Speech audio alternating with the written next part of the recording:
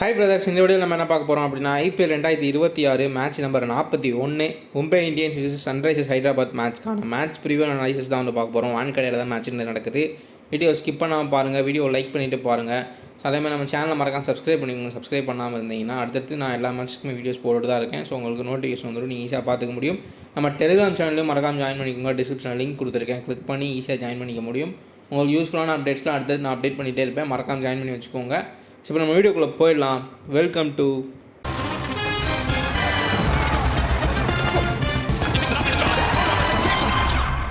Venue and pitch ரிப்போர்ட்லேருந்து start பண்ணிடலாம். So first SRH தான் வந்து டாப்பில் இருக்காங்க. ஸோ எம்ஐ வந்து டவுனில் தான் இருக்காங்க. வான்கடையில் தோற்றுட்ருக்காங்க. எனக்கு என்ன ஒரு விஷயம் புரியல அப்படின்னா, ஹர்திக் பாண்டியா வந்துட்டு டாஸ் எப்போதுமே வின் பண்ணுறாரு, ஆனால் சேசிங்கிறது சூஸ் பண்ணுறாங்க.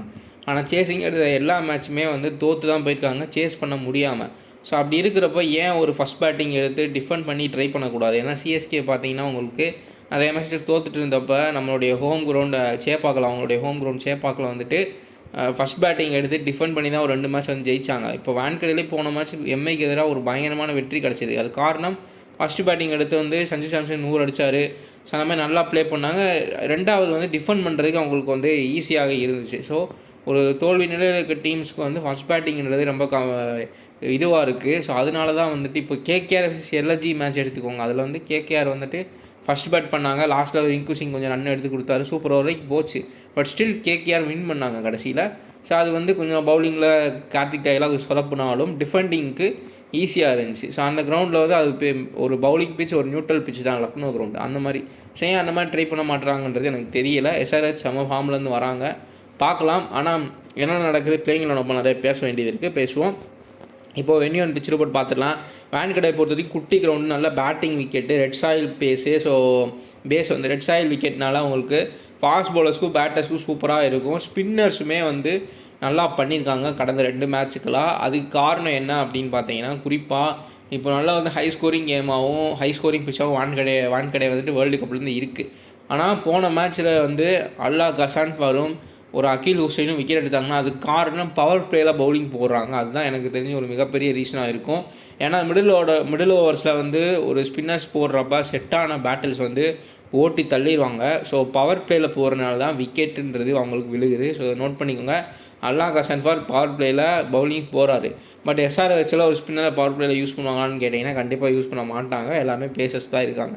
ஸோ அல்லா கசான்ஃபார் இந்த மேட்ச்சுமே பவர் பிளேயில் போட்டு விக்கெட் எடுக்கிறதுக்கான வாய்ப்புகள் இருக்குது. ஸோ அதை வந்து நோட் பண்ணிக்கோங்க.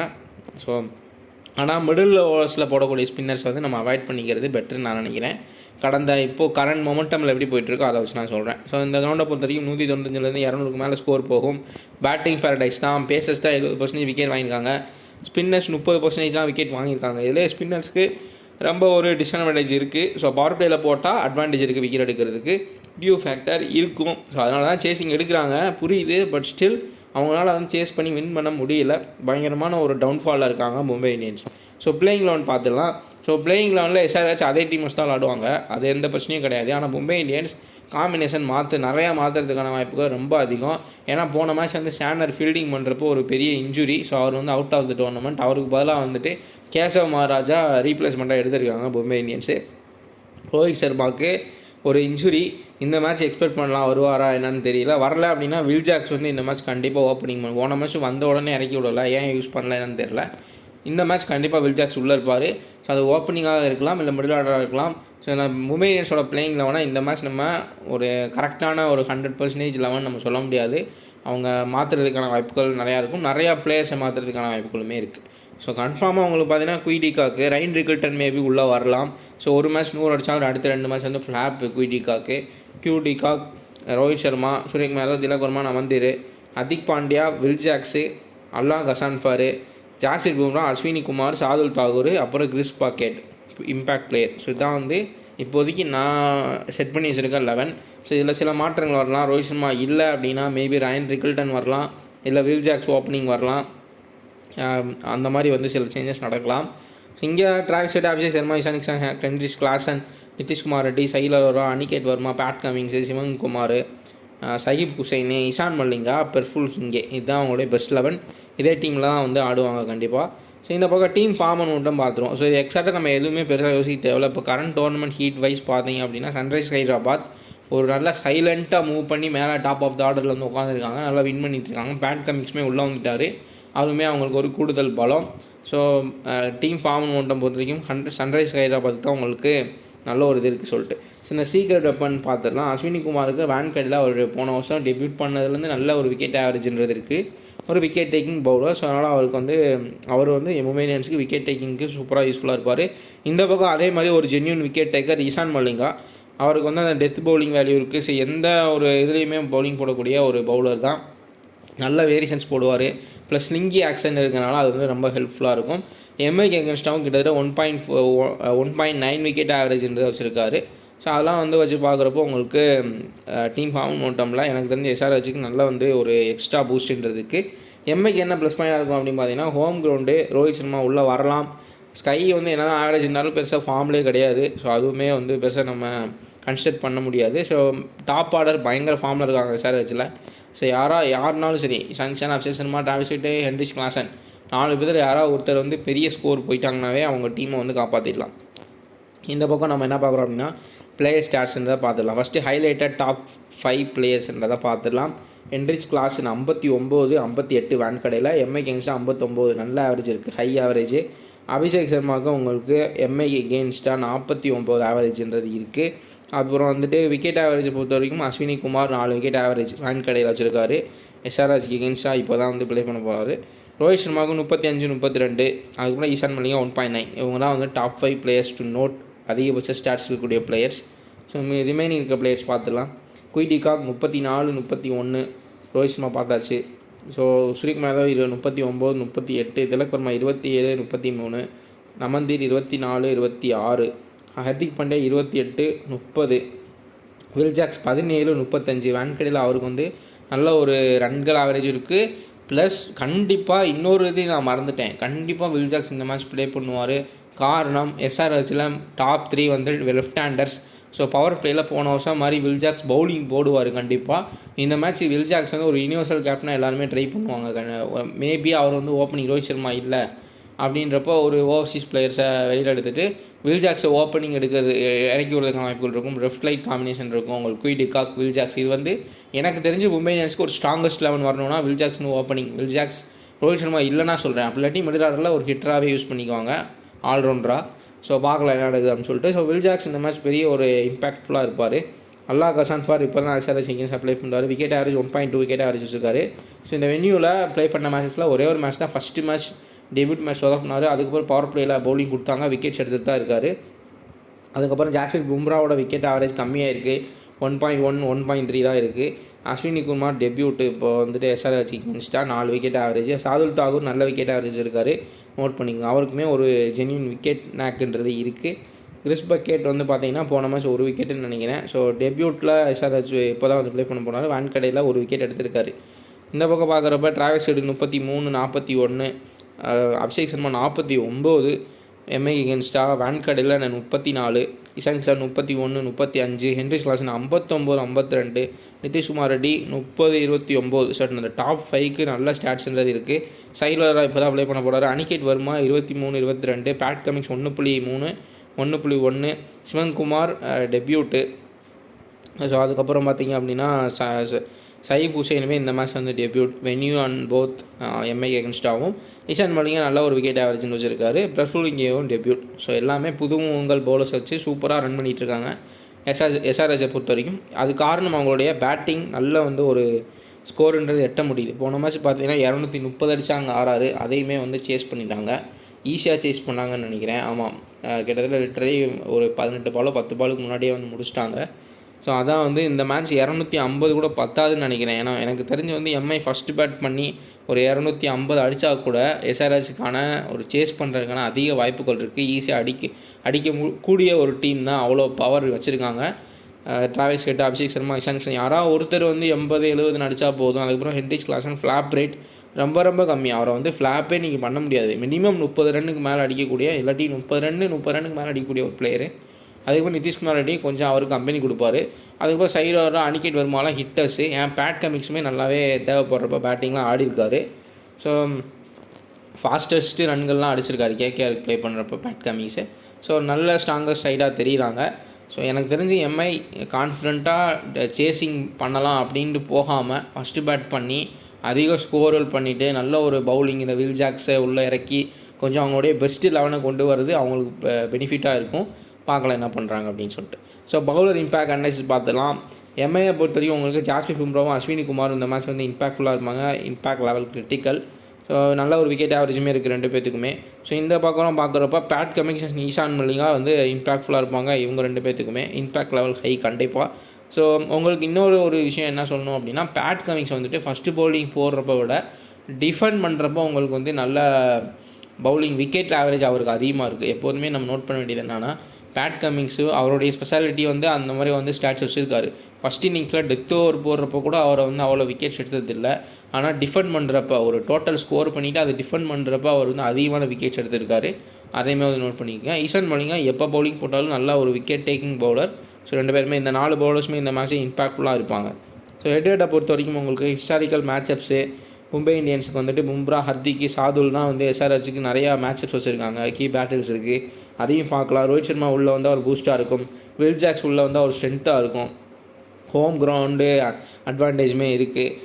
அதுக்கப்புறம் இங்கே பார்க்குறப்ப எஸ்ஆர்ஹெச்சில் என்ன ஸ்ட்ராட்டஜி இருக்குன்னு பார்த்தீங்கன்னா, most dangerous top order. So 5 பேர் வந்து டாப்பில் 4 பேர் மினிமம் ஹை பவரில் இருக்காங்க. 5வது ஆள் நிதிஷ்குமார் ரெட்டி ஓரளவுக்கு இன்னிங்ஸை பில்ட் பண்ணக்கூடிய ஒரு பர்சன். ஸோ 5 பேருமே நல்ல இதாக இருக்காங்க. அன்மேட்ச்டு பேட்டிங் அவங்களோட பேட்டிங் அக்ரஷனே வந்துட்டு ஒரு மேட்ச்லாம் பார்த்தீங்கன்னா சிஎஸ்கே ப்ளே பண்ணுறப்ப எஸ்ஆர்ஹெச் எகென்ஸ்டாக அபிஷேக் சர்மா அந்த 15 பால் 50 அடித்தார். அதுதான் வந்து கடைசியில் தோல்விக்கான காரணமாக இருந்துச்சு. ஏன்னா அவங்க தோற்றது ஒரு 20 ரன்னோ 25 ரன்னில் வந்து தோற்றாங்க. ஸோ அந்த அபிஷேக் சர்மாவுடைய பால் எண்ணிக்கையை இன்க்ரீஸ் பண்ணியிருந்தாலே இவங்க ஜெயிக்கிறதுக்கான அதிக வாய்ப்புகள் இருந்திருக்கும். ஸோ அவங்களுடைய அந்த ஸ்ட்ரைக் ரேட்டு அக்ரஷன் வந்து இந்த எஸ்ஆர்ஹெச்சுக்கு பெரிய ப்ளஸ் பாயிண்ட்டாக இருந்துகிட்ருக்கு. அதையுமே வந்து நோட் பண்ணிக்கோங்க. ஹென்ரிஸ் கிளாசனுக்கு பயங்கரமான ஆவரேஜ்ன்றது இருக்குது. ஃப்ளாப் ரேட்டும் ரொம்ப ரொம்ப கம்மி. ஸோ நெக்ஸ்ட்டு நம்ம என்ன பார்க்குறோம் அப்படின்னா, மேட்சப் மேட்ரிக்ஸ். ஸோ மேட்சப் மேட்ரிக்ஸில் உங்களுக்கு எஸ்ஆர்ஹெச் பவர் பிளே விசஸ் ஜாஸ்மின் பும்ரா அண்ட் சாதுல் தாகூர் இந்த மேட்சப் பண்ணுறது அட்வான்டேஜ் எம்ஐக்கு தான். ஏன்னா கொஞ்சம் ஸ்லைட் அட்வான்டேஜ் இருந்துச்சு. ஏன்னா சாதுல் தாகூர் வந்து வேரியேஷன்ஸ் போடக்கூடிய ஒரு பவுலர். ஜாஸ்மின் பும்ரா ஒரு பயங்கரமான ஒரு டிஃபென்சிவ் பவுலர். இப்போலாம் வந்து விக்கெட் கிடைக்காதனால ஃபுல் அண்ட் ஃபுல் டிஃபென்சிவ் தான் வந்து ட்ரை பண்ணுறாரு. ஸோ அதனால் வந்து அவங்களை ஹிட் பண்ணுறது கொஞ்சம் டஃப்பாக தான் இருக்கும் அபிஷேக்கு. அதுக்கப்புறம் டிராவிஸ் ஹெட் இன்னுமே கூடுதல் பலமாக எம்ஐ வில் ஜாக்ஸை யூஸ் பண்ணுறதுக்கான வாய்ப்புகள் இருக்கும். இந்த பவர் பிளே இன்ட்ரெஸ்டிங்காக இருக்கும் இந்த மேட்ச்சு. பார்க்கல எப்படி போகுதுன்னு சொல்லிட்டு. ஆனால் ஆஃப் ஸ்பின்னர் யூஸ் பண்ணப்போ மேட் ஷாட்லாம் வந்துட்டு அபிஷேக் சர்மா போட்டு வெளுத்துட்டாரு. ஸோ வில் ஜாக்ஸையும் அப்படி பண்ண முடியுமா அப்படின்றத பார்க்கலாம். குறிப்பாக வேர்ல்டு கப்பில் நம்ம பார்க்குறப்போ மேட் ஷாட்டை விட வில் ஜாக்ஸ் நல்லா ஒரு விக்கெட் டேக்கிங் பவுலர், நல்லாவே வந்து போடக்கூடிய ஒரு பவுலர். ஸோ பார்க்கலாம் என்ன பண்ணுறாங்க அப்படின்னு சொல்லிட்டு. கீழே பார்க்குறப்ப ஸ்கை விசஸ் பேட் கமிங்ஸ். இதில் பேட் கமிங்ஸ் தான் அட்வான்டேஜ். காரணம் அவங்களுக்கும் ஒரு பேட்டில் இருக்குது. ப்ளஸ் ஸ்கை வந்து பெருசாக வந்துட்டு உங்களுக்கு ஃபார்ம்லேயே கிடையாது. பேட் கமிங்ஸ் ஒரு ஆஷி கேப்டன். ஸோ அவர் வந்து நல்லா டாக்டிக்கலாக யோசிச்சு பவுலிங் போடுவார். ஃபீல்ட் செட்டப் வந்து கரெக்டாக இருக்கும். நிறையா பவுலர்ஸ் ஃபாஸ்ட் பவுலர்ஸே சூரியகுமாரோட ஒரு ஃபேவரட் ஷாட் ஃபைன் லெக்கில் ஆடக்கூடிய இடத்துல வந்து ஃபைன் லெக்கில் ஆளை நிப்பாட்டி நிறையா டைம் எடுத்திருக்காங்க. அதேமாதிரி எடுக்கிறதுக்கான சான்சஸ் கூட அதிகமாகவே இருக்குது. நோட் பண்ணிக்கோங்க. நெக்ஸ்ட் நம்ம என்ன பார்க்குறோம் அப்படின்னா, கீ பேட்டர்ஸ் பார்த்துடலாம். இது ரொம்ப ரொம்ப முக்கியம். ஸோ பவர் பிளேயில் உங்களுக்கு Rohit Sharma versus Pat Cummins பேட்டில் இருக்குது. ஸோ பேட் கமிங்ஸ் தான் அட்வான்டேஜ். காரணம் ரோஹித் சர்மா வந்து 4 டைம் T20 டிஸ்மிஸ் பண்ணியிருக்காரு பேட் கமிங்ஸ். ஸோ இதுலேயுமே எஸ்ஆர்ஹெச் தான் அட்வான்டேஜ். கீழே பார்க்குறப்போ உங்களுக்கு பும்ரா வந்து டிராவிஸ் ஹெட்டை 2 டைம் வந்து டிஸ்மிஸ் பண்ணியிருக்காரு. இதில் அட்வான்டேஜ் வந்து பும்ரா தான். இப்போலாம் ஃபஸ்ட்டு ஓவர் அவர் தான் ஸ்டார்ட் பண்ணுறாரு. ஸோ ஆர்ச்சர்லாம் வந்துட்டு உங்களுக்கு ஃபஸ்ட்டு பாலே விக்கெட் எடுத்துகிட்டு இருக்காரு எல்லா மேட்ச்சுமே. முகமது ஷமி அதே தான் பண்ணுறாங்க. ஸோ அதனால் அந்த மாற்றினது ரொம்ப நல்லது. ஏன்னா முதல்ல பார்த்தீங்கன்னா உங்களுக்கு ட்ரெண்ட் போல்ட்டையும் போட விடாமல் ஹர்திக் பாண்டியா வேறு பவுலர்ஸ் தான் வந்து யூஸ் பண்ணியிருந்தார் ஃபஸ்ட்டு ஓவருக்கு. அவர் போடுவார் இல்லைனா வேறு. இப்போ வந்து பும்ரா போட வருது ரொம்ப நல்லதாக இருக்குது. ஸோ இப்போ இந்த பக்கம் பார்க்குறப்ப ஹென்ரிஸ் கிளாசனுக்கும் ஹர்திக் பாண்டியாவுக்கும் ஒரு பேட்டர் இருக்குது. ஸோ 2 டைம் வந்து அவுட் ஆகிருக்காரு ஹர்திக் பாண்டியாவுக்கு ஹென்ரிஸ் கிளாசன். ஸோ அட்வான்டேஜ் ஹர்திக்கு இருக்குது. இந்த பக்கம் பார்க்குறப்ப ஆனால் இதில் வந்து ஹென்ரிஸ் கிளாசன் ஃப்ளாப் ஆகிறதுக்கான ரேட் கம்மி இந்த மேட்சை பொறுத்த வரைக்கும். இந்த பக்கம் Abhishek Sharma versus Shardul Thakur. So Abhishek Sharma 3 time out ஆகிருக்காரு சாதுல் தாகூருக்கு. ஸோ இதில் அட்வான்டேஜ் சாதுல் தாகூருக்கு. ஸோ இங்கே பார்க்குறப்போ உங்களுக்கு பேட் கமிங்ஸ் விசஸ் ஸ்கையுமே வந்து 2 டைம் டிஸ்மிஸ் பண்ணியிருக்காரு ஐபிஎல்லில் பேட் கமிங்ஸ். இதில் அட்வான்டேஜ் கமிங்ஸுக்கு.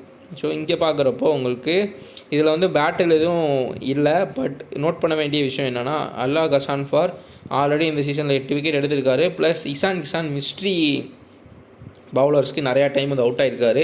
ஸோ அதனால் வந்து இவங்க வெப்பனாக யூஸ் பண்ணுறதுக்கான வாய்ப்புகள் இருக்கும். கண்டிப்பாக பவர் பிளேயில் எனக்கு தெரிஞ்சு ஃபஸ்ட் ஓவர் பும்ரா போடுவார். அதுக்கப்புறம் ஹர்திக் பாண்டியா எப்பயும் போல் ஒரு ஓவர்.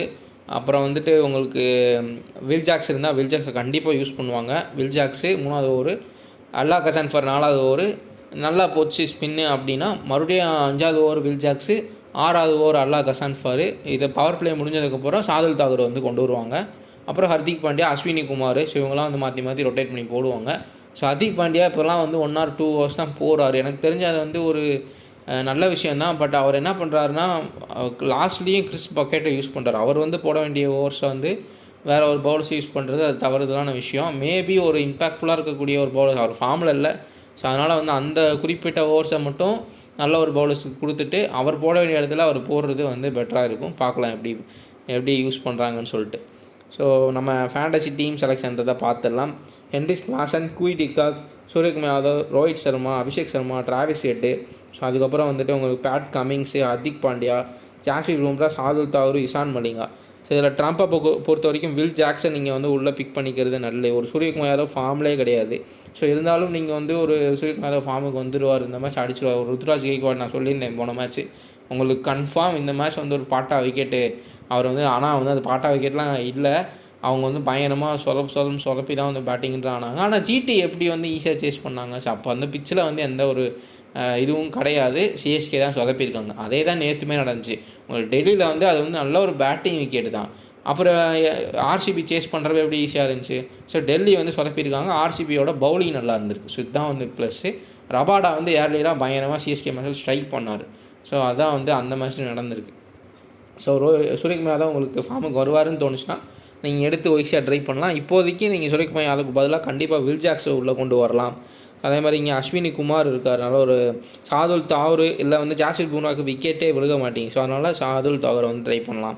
ஸோ அல்லா கசான்ஃபரை ட்ரை பண்ணலாம். இங்கே இன்னொரு சாய்ஸாக இந்த மாதிரி வந்து ட்ரை பண்ணி பார்க்குறது பெட்டரான சாய்ஸாக இருக்கும். ஸோ இதான் வந்து நம்மளுடைய டீம்ஸு. கேப்டன் வந்துட்டு Henry's Klaasen, safe, flop rate கம்மியாக இருக்கக்கூடிய ஹை ஸ்டாட்ஸ் இருக்கக்கூடிய ஒரு பிளேயர். நான் ஏன் சொல்கிறேன்னா Abhishek Sharma, Travis Head, Ishan batting ஆடுறப்போ உங்களுக்கு அல்லா கசான்ஃபர், வில் ஜாக்ஸு இவங்களாம் யூஸ் பண்ணுவாங்க, பேட்டர்ஸ் இல்லாதவங்களே. மற்ற பவுலர்ஸ் கூடயும் அவங்களுக்கு பேட் இல்லைன்றது இருக்குது. நான் பும்ரா எடுத்திருக்காரு டிராவிஸ் ஹெட்டை, அபிஷேக் சர்மா, சாதுல் தாக்கூருக்கு அவுட் ஆகிருக்காரு. ஸோ இந்த மாதிரிலாம் நிறையா விஷயங்கள் இருக்கிறனால நான் வந்து ஹென்ரிஸ் கிளாசன் வந்து ரெக்கமெண்ட் பண்ணுறேன். ஸோ நெக்ஸ்ட் நம்ம என்ன பண்ணுறோம் அப்படின்னா கேப்டன்சி ஸ்ட்ராட்டஜி பார்த்துருவோம். ஸோ இப்போது எம்ஐ சேஸ் பண்ணுறாங்கன்னா சூரியகுமார் யாதவ் கேப்டனை ட்ரை பண்ணுங்கள்.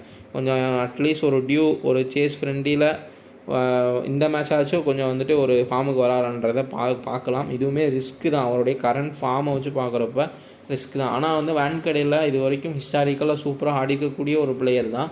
பட் கரண்ட்டாக பெருசாக ஃபார்மில் கிடையாது. இங்கே ஜாஸ்பிரிட் பும்ராவுக்கு பதிலாக ஒரு டிஃப்ரெண்ட்டியெல்லாம் நீங்கள் வந்துட்டு நான் சொல்கிற கேப்டன் வச்சு ட்ரை பண்ணி பாருங்கள். இந்த மேட்ச் வில் ஜாக்ஸ் ப்ளே பண்ணால் இங்கே வில் ஜாக்ஸை கேப்டனாக போட்டு ஒய்சி வந்து அல்லா கசான்ஃபரை ட்ரை பண்ணி பாருங்கள். ஒரு டிஃப்ரெண்ட்டியலாக இருக்கும் உங்களுக்கு. ஸோ நிறையா டீம்ஸ் போடுறீங்கன்னா இந்த மாதிரி வந்து நார்மலாக ட்ரை பண்ணி பார்க்கலாம். இங்கே ஹென்ரிஸ் கிளாசனை கேப்டனாக போட்டு அவங்க சேஸ் பண்ணாங்கன்னா ஸோ பேட் கமிங்ஸ் வந்து ஃபஸ்ட்டு பவுலிங்கில் உங்களுக்கு விக்கெட் ஆவரேஜ் கம்மி. ஸோ இங்கே வந்து இஷான் மலிங்காவை வந்து ட்ரை பண்ணி பார்க்குறது இன்னும் பெட்டராக இருக்கும். ஸோ இந்த மாதிரி கேப்டன் வச்சு ட்ரை பண்ணி பாருங்கள். ஸோ நெக்ஸ்ட் நம்ம ஃபைனல் என்ன பார்க்குறோம் அப்படின்னா மும்பை இந்தியன்ஸ் வின் பண்ணுறதுக்கான பாசிபிலிட்டி ஒரு 2% எஸ்ஆர்ஹெச்சோட அதிகமாக இருக்குது. பட் ரொம்ப டஃப்பாக தான் இருக்கும் மேட்ச்சு, ஈஸியாக விட மாட்டாங்க. எனக்கு தெரிஞ்ச ஒரே ஒரு வாய்ப்பு என்னென்னா அந்த வில் ஜாக்ஸோட off spin, Allah Ghazanfar mystery spin power player work out ஆகி, டிராவிஸ் ஹெட் இந்த மேட்ச் அப்ஸ்லாம் இருக்குது அதெல்லாம் ஒர்க் அவுட் ஆகி டிராவிஸ் ஹெட்டு, அபிஷேக் சர்மா, இஷான் கிஷான் எல்லாமே ஃப்ளாப் ஆகி ஹென்ரிஸ் கிளாசனும் நிதிஷ்குமார் ரெட்டி இவங்க வந்து கொஞ்சம் ரன்கள் எடுத்துகிட்டு போய் ஸ்கோரை கம்மி பண்ணாங்கன்னா மேபி மும்பை இந்தியன்ஸ் ஜெயிக்கலாம். அது ஃபஸ்ட் பேட்டிங்கோ செகண்ட் பேட்டிங்கோ இந்த மாதிரி நடந்தால் மட்டுமே மும்பை இந்தியன்ஸ் வந்து வின் பண்ணுறதுக்கு வாய்ப்புகள் இருக்கும். அதை விட்டுட்டு அபிஷேக் சர்மா ஒரு 15 பால் 50, டிராவிஸ் ஹெட் ஒரு 20 பால் 50, இஷான் கிஷான் 70 இந்த மாதிரிலாம் அடித்தாங்கன்னா அவங்களுக்கே தெரியும் ரிசல்ட் என்னவாக இருக்க போகுதுன்னு சொல்லிட்டு. கண்டிப்பாக வந்து மும்பை இந்தியன்ஸ் சேஸ் பண்ணுறதுக்கான வாய்ப்புகள் ரொம்ப ரொம்ப கம்மி. ஸோ தான் நம்மளுடைய அனலைசஸ் வீடியோ லைக் பண்ணிடுங்க. நம்ம டெலிகிராம் சேனலில் மறக்காமல் ஜாயின் பண்ணிக்கோங்க, உங்களுக்கு ரொம்ப ரொம்ப யூஸ்ஃபுல்லாக இருக்கும். நம்ம நெக்ஸ்ட் வீடியோவில் பார்க்கலாம்.